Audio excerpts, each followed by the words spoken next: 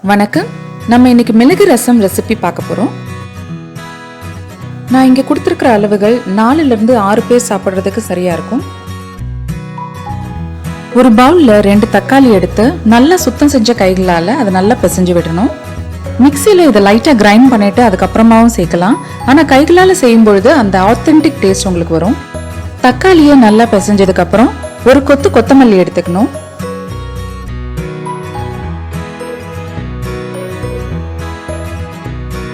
கொத்தமல்லியை ஒரு சிசரால சின்ன சின்ன துண்டுகளா கட் பண்ணிட்டு அதையும் தக்காளியும் சேர்த்து நல்லா பிசைஞ்சுக்கோங்க. புளியை ஒரு அரை மணி நேரம் நல்லா ஊற வச்சு எடுத்துக்கோங்க. புளி தண்ணியை நல்லா கரைச்சு இப்ப தக்காளி கலவையோட சேர்த்துடலாம்.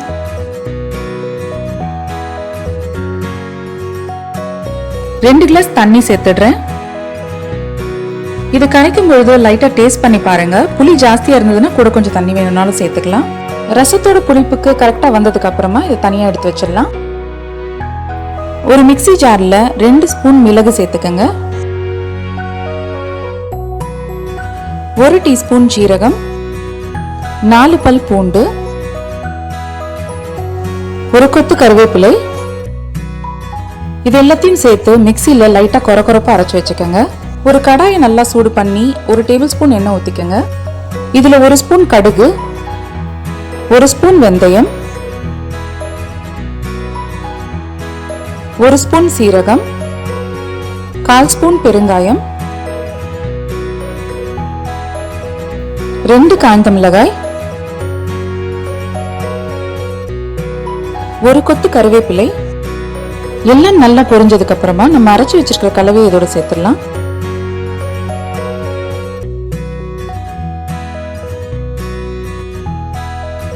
லேசா வதக்கி நல்லா வாசனை வந்ததுக்கு அப்புறமா ஒரு 1/2 ஸ்பூன் மஞ்சள் தூள் இதில் சேர்த்துக்கலாம். மஞ்சள் தூள் சேர்த்து லேசா வதக்கினதுக்கு அப்புறமா நம்ம கரைச்சி வச்சிருக்கிற புளி கலவையை இதோட சேர்த்துருங்க.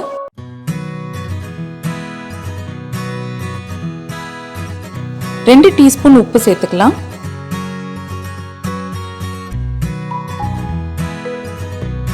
அரை டீஸ்பூன் சர்க்கரை,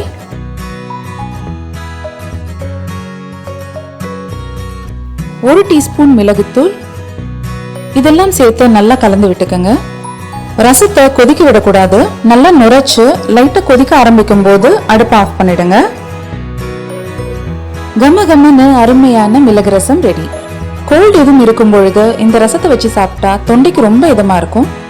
சப்ஸ்கிரைப் பண்ணுங்க, லைக் பண்ணுங்க, ஷேர் பண்ணுங்க.